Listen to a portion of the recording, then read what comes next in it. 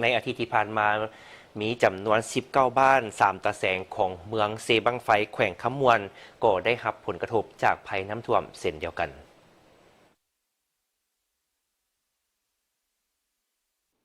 ท่านอึ่งซิดห้องประธานคณะกรรมการปกครองเมืองเซบังไฟทั้งเป็นประธานคณะกรรมการคุ้มครองภัยพิบัติขั้นเมืองได้ให้สัมภาษณ์ต่อสื่อมวลชนแขวงคำมวนในวันที่15 สิงหาคม 2026 ว่าในจำนวน3ตาแสงของเมืองได้รับผลกระทบจากสภาพน้ำท่วมในนั้นตาแสง4บุญเฮืองได้รับผลกระทบหลายมี10บ้านถูกท่วมรายละเอียดท่านได้ให้สัมภาษณ์ว่าวันนี้มีเป็นไฟเลือดเจอที่1ที่14นี่ก็ลุกเป็นภูมิอยู่ในเขต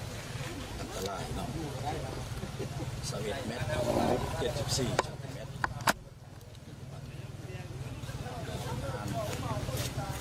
กระทบใส่บรรดาบ้านอยู่ในเมืองมีแต่45บ้านเนี่ยก็มันกระทบไปแล้วท่วมขังเนื้อที่บ้านนี่ก็แม่นว่า19บ้านอยู่นะฮะหรือว่าอยู่ในตาแสงสีบุญเฮืองนี่ก็กลุ่มไปอยู่อัน10บ้านและกับตาแสงข้าไปใต้กับ7บ้านตาแสงข้าไปเหนือนี่ก็2บ้านอันนั้นเป็นผลกระทบสำหรับอันบ้านเนาะและเนื้อที่หน้านี่ก็แม่นว่ากลุ่มเอาอยู่35บ้านและเนื้อที่หน้าทั้งหมดนี่แม่นว่าถูกท่วมไปแล้วอันตัวมันท่วมที่ผลกระทบท่วมหน้าแท้ๆแต่แม่นว่ากลุ่มเอาไป30 กว่าเปอร์เซ็นต์เนาะสำหรับเนื้อที่หน้าอันนั้นแม่นเกี่ยวกับผลกระทบของเนื้อที่การผลิตของพ่อแม่ประชาชนอยู่ในเมืองเซบังไฟเนาะที่ว่าอยู่ในระยะนี้มันอยู่ในขีดอันตรายเนาะเพราะว่าน้ำเซบังไฟนี่แม่นว่าอยู่ในขีดเตือนภัยของน้ำเซบังไฟและแม่นว่า19 เมตรเนาะนั้นขีดเตือนภัยและขีดอันตรายหรือว่าเกินน้ำท่วมอะไรแม่นว่า20แต่ปัจจุบันนี้มัน21 เมตรจุด74ถือว่าน้ำอยู่มาในส่ง3 มื้อแล้วเนาะแต่ว่าอันนั้นเป็นผลกระทบแต่ว่าสำหรับการ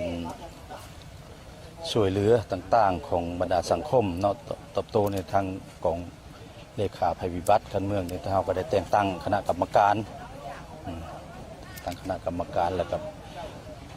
ตั้งจุดในการหับเครื่องช่วยเหลือกับ2จุดที่ว่าจุดโลแหลมอยู่ในเมืองของเฮานี่ก็จุดที่1ก็คืออยู่ตาแสงสิมเฮืองโดยเฉพาะมันอยู่เขตบรรณพอกและจุดที่2ก็มันอยู่ท่าคออันตาแสงอันคำแพไตฮั่นอันนั้นมันเป็นจุดที่ว่าหับบริจาคของเมืองพวกเฮาเนาะและจุดที่3แล้วมันจุดอยู่ในห้องว่าการและสำหรับการช่วยเหลือ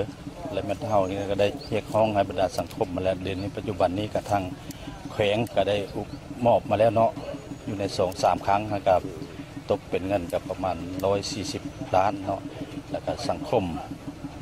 ต่างๆนี่กับบรรดาบริษัทห้าง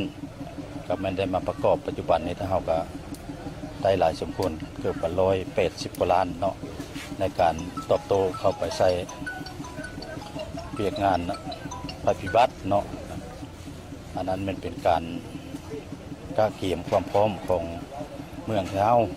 ของคณะภัยพิบัติ